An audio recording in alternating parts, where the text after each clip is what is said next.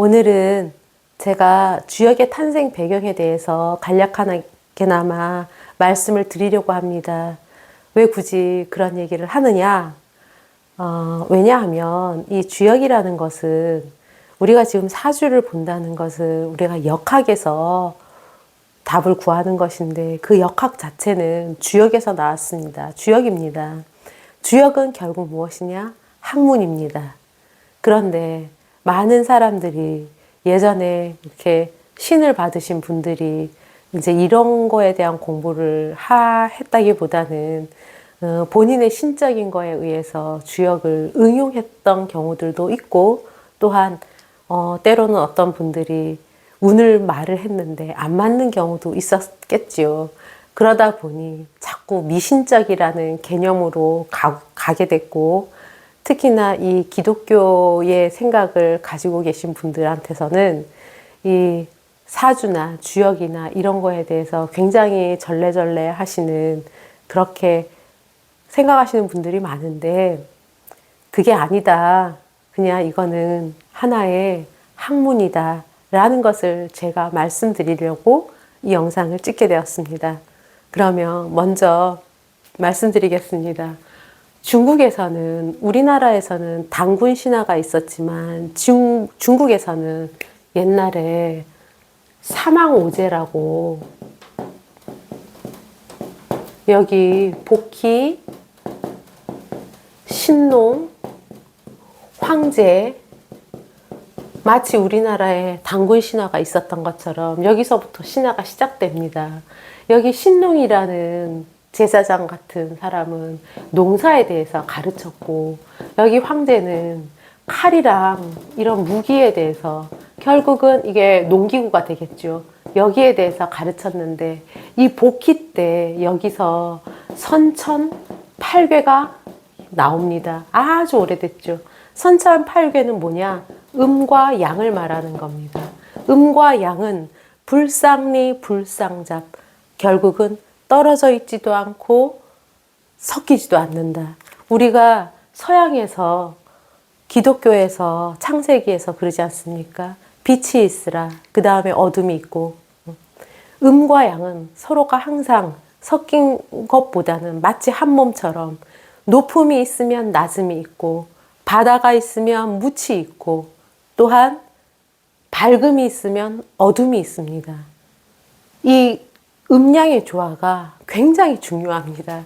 여기서 선천팔계가 생겼고, 그 다음에 요순 임금을 거쳐서 그 다음에 하, 은, 주 시대가 들어왔습니다.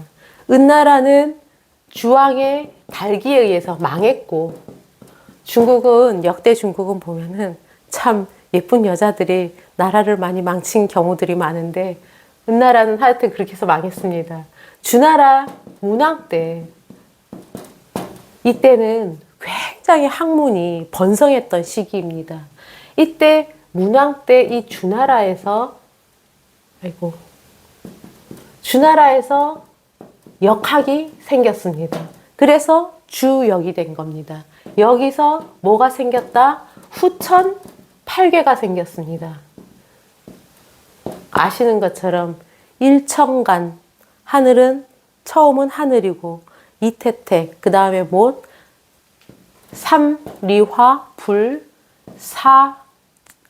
사진뢰, 우레가 생겼고, 오손풍, 바람이 있으며, 육감수, 물이 있으며, 칠간산, 산이 있으며, 팔곤지, 땅이 있습니다. 그래서 이 후천팔계와 선천팔계가 합을 쳐지면서 64괴가 생깁니다.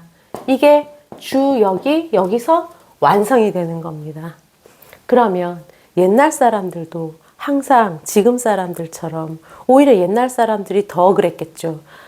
농사를 지어야 되고 먹고 살아야 되고 전쟁이 일어나야 되니 항상 천기를 궁금해하고, 또 여기에 대해서 두려워하고, 그래서 이때는 거북점을 쳤습니다. 거북이를 잡아서 이 등에다가 이렇게 여러 가지 거북이 등껍질에다가 괴를 적어 놓고서 여 가운데 오일을 올려놓고서 끓이면 이게 오일이 흘러 넘치겠죠. 그럼 어느 쪽으로 가느냐에 따라서 그 괴를 보고서 점을 쳤었는데, 이 주역이 나오고 난 다음엔 여기서부터 이제 여러 가지의 상까지를 비롯해서 결국은 그것도 모자라다 보니까 대나무를 이용해서 나무에다가 64개를 적어가지고 뽑는 그런 거를 여기서는 이제 점으로 이용을 했습니다. 그런데 이러고 나서 춘추 전국시대가 들어오면서 춘추시대와 전국시대, 춘추시대 때는 공자가 있었고 전국시대 때는 공자 사후에 100년 정도가 지난 다음에 맹자가 있었습니다.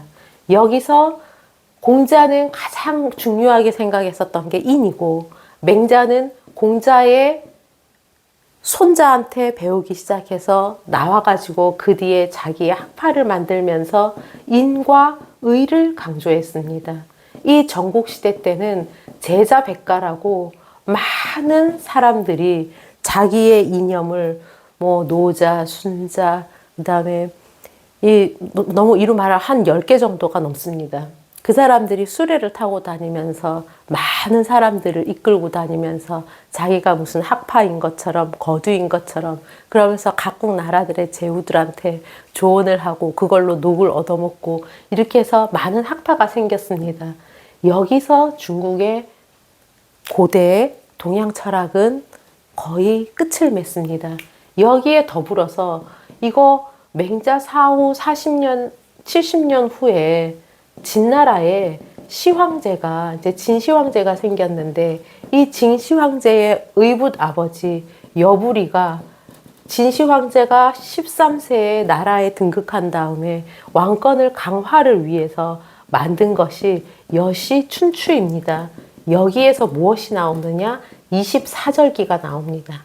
이거는 마치 농사천하지 대본처럼 농업 생활을 위해서 이 땅에 하늘의 24절기를 보고서 우리가 나오는 것인데, 지금 우리가 사주에서 천간과 지지를 얘기할 때 천간 10개, 지지 12개를 얘기할 때 이 지지의 12개 속에서는 다 24절기가 기본 바탕이 됩니다.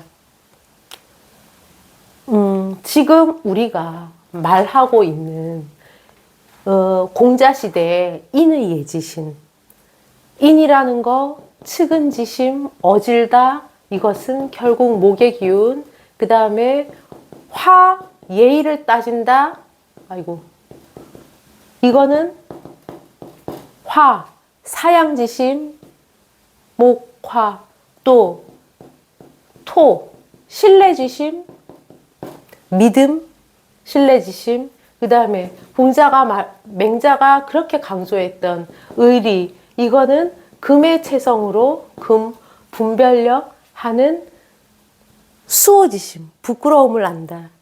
그 다음에 화토, 금, 수, 수는 지혜, 지혜를 말하는 이거는 수는 십이지심. 이렇게 해서 이 주역에서 지금 역학에서 말하는 목화토금수라는 5가지 오행을 통해서 천간에서도 음양이 있고 지지에서도 다시 또 다른 음양이 있고 결국은 음과 양이 합쳐져서 5가지가 10개가 되고 지지에서도 이 5가지가 12개가 되는데, 이 12개는 토라는 게 4개가 있기 때문에 각 계절에 인월, 묘월 다음에 토, 그 다음에 4월, 5월 다음에 토, 신유 다음에 토, 해자 다음에 토, 이래서 결국은 지지가 12개가 늘어나게 된 겁니다. 그러면 지금까지 말씀드린 것들은 주역이 이렇게 다양한 예전에 오랜 시간에 거쳐서 이게 다시 공자와 맹자의 학문까지도 합쳐져 가지고 여기서 24절기까지 가만히 되어 가지고 지금 우리가 말하는 사주가 탄생하게 된 겁니다. 그러면 이 사주를 보다 보면 우리가 인의 예지신, 저 사람이 목이 없다, 어떻다. 저 사람이 금이 너무 강하다, 태왕하다, 아, 그러면 어떻다. 이 지학력, 확산력, 중재력, 또 분별력, 그리고 또 응축하는 힘, 이런 것들을 적나라하게 드러날 수가 있는 겁니다. 그리고 또한 사주를 보다 보면 그 사람의 성격을 볼 수 있고, 그 사람의 육친 관계를 볼 수 있고, 그 사람이 어떻게 살아가는 사람인가, 즉 재물을 추구해서 살아가는 사람인가, 명예를 추구해서 살아가는 사람인가, 흐름은 연에서부터 밀어줘서 들어갔느냐, 아니면 내가 성가해서 살아가는 사람이냐, 그런 걸 볼 수가 있고, 또 하나는 너무 몰려있는 사주들은 반드시 사주 자체에서 병을 갖고 옵니다.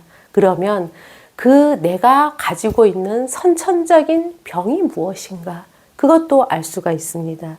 그러면 그러한 흐름을 통해서 내가 어떤 운에 발복할 수 있느냐, 또 어떤 운에 크게 힘들 수가 있느냐, 이것도 볼 수가 있는 것입니다.